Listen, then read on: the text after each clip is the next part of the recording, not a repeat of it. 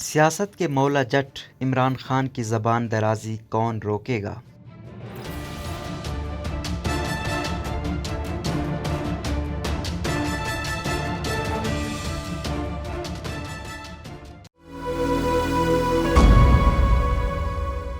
معروف صحافی اور تجزیہ کار مظہر عباس نے کہا ہے کہ اس وقت پاکستان میں امن و امان کی جو صورتحال بن چکی ہے، اس کی بنیادی وجہ عمران خان کی زبان درازی ہے۔ لا اینڈ آرڈر پر قابو پایا جا سکتا ہے، معاملات بے قابو ہو گئے تو فوج بھی طلب کی جا سکتی ہے، مگر بڑا مسئلہ زبان کا ہے، جسے کنٹرول کرنا اب ضروری ہو چکا ہے، کیونکہ بات اب گھروں سے بازار تک آ گئی اور فلموں کے مولا جٹ اور نوری نت اب میدان سیاست میں چھا رہے ہیں۔ اپنے تازہ سیاسی تجزیے میں مظہر عباس کہتے ہیں کہ بار بار کے لانگ مارچ اور دھرنے نے اسلام آباد اور اس کے مکینوں کو ذلیل کر رکھا ہے۔ یہاں کاروبار کرنے والے بھی سالہ سال سے دھرنوں کی بھینٹ چڑھ چکے ہیں، کچھ تو اپنے بزنس بند کر کے دوسرے شہروں کو منتقل ہو گئے ہیں۔ سیاسی انتہا پسندی کی جس لہر نے پورے معاشرے کو لپیٹ میں لے لیا ہے، وہ کس انتہا پر ختم ہوگی کوئی نہیں جانتا، بس اللہ خیر کرے۔ مظہر عباس کے مطابق جب معاشرے میں گفتگو کا کلچر ختم ہو جائے، جب زبان پر قابو نہ رہے کہ کس کے سامنے کیا بات کرنی ہے، جب دلیل کا جواب چیخ سے دیا جائے، تو سمجھ لیں انتہا پسندی اپنے عروج پر ہے۔ اب یہ مذہبی انتہا پسندی ہو یا سیاسی، مگر جو کچھ ان چند برسوں میں دیکھنے کو مل رہا ہے، وہ پہلے کبھی نہیں ہوا کہ سیاسی گفتگو کرتے کرتے کسی کا قتل کر دیا گیا ہو۔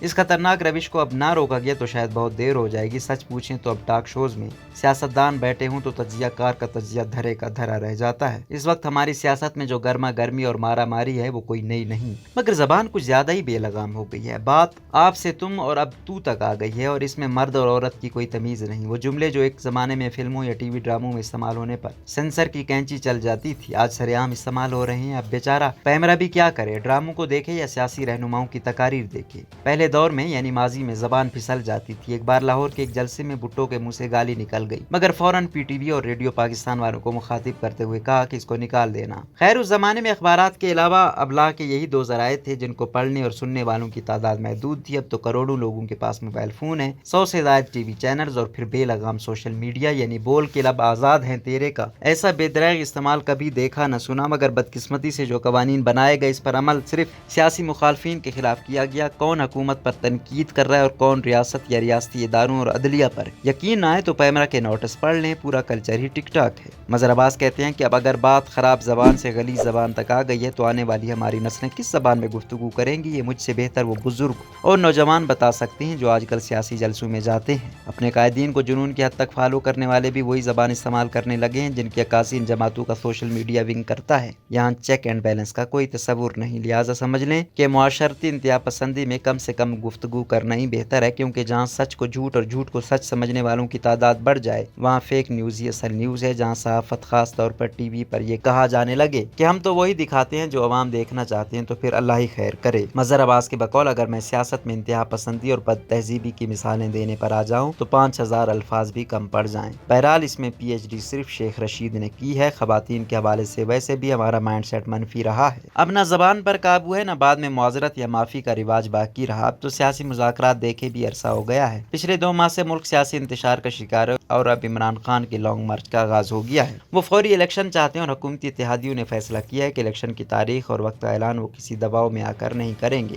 کیا اس پر مذاکرات نہیں ہو سکتے اور کوئی درمیانہ راستہ نہیں نکل سکتا؟ بدقسمتی سے خان صاحب نے جو بلا شبہ اس وقت اپنی مقبولیت کے عروج پر ہیں، کبھی اپنی سیاسی مخالفین سے بات چیت کے ذریعے معاملات سنبھالنے کی کوشش نہیں کی۔ البتہ ان کی پارٹی میں شاہ محمود قریشی، پرویز خٹک، فواد چودھری، علی محمد خان، اسد قیصر اور اسد عمر جیسے لوگ ہیں جو سیاسی معاملات کو سیاسی مذاکرات کے ذریعے حل کرنے پر یقین رکھتے ہیں۔ دوسری جانب حکومتی اتحادیوں میں بھی ایسے لوگ موجود ہیں، مگر جو کچھ چند دن پہلے شیریں مزاری کے ساتھ ہوا وہ قابل مذمت تو ہے ہی، مگر یہ بھی اسی انتہا پسندی سیاسی کلچر کا حصہ ہے جس سے ماضی میں بیگم نصرت بھٹو، بیگم کلثوم نواز، محترمہ بے نظیر بھٹو اور مریم نواز صاحبہ گزر چکی ہیں، اور ذرا پیچھے چلے جائیں تو محترمہ فاطمہ جناح اور بیگم رانا لیاقت علی خان کو بھی ایسے ہی القابات سے نوازا جاتا تھا۔ اس پورے عمل سے صرف اور صرف حکومت کو نقصان ہوا۔ مظہر عباس کا کہنا ہے کہ عمران خان کے لانگ مارچ کے ممکنہ نتائج کیا نکلیں گے یہ کہنا قبل از وقت ہے، مگر جو کچھ پنجاب اسمبلی میں ہو رہا ہے وہ پھر شاید سڑکوں پر دیکھنے کو ملا ہے۔ زبان کے معاملے میں تو ویسے بھی ماشاءاللہ پنجاب سب سے آگے نظر آتا ہے، مگر اب فلموں کے مولا جٹ اور نوری نت سیاست میں بھی آگے ہیں۔ اس میں کوئی شک نہیں کہ عدم اعتماد کی تحریک بے وقت کی راگنی تھی، خوف کسی کی تقرری کا تھا یا اپنی نائل ہونے اور سزا کا، مگر اس کی بھینٹ پورا نظام چڑھتا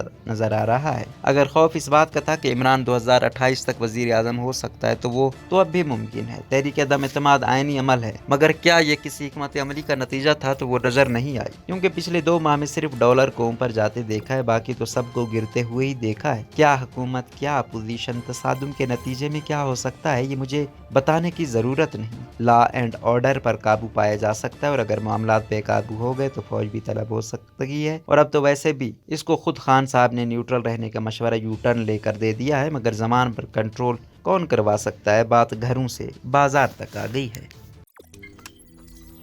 रोजनामा कुदरत की वीडियो देखने के लिए अभी YouTube चैनल पर सब्सक्राइब करें और बेल आइकन पर भी क्लिक करें।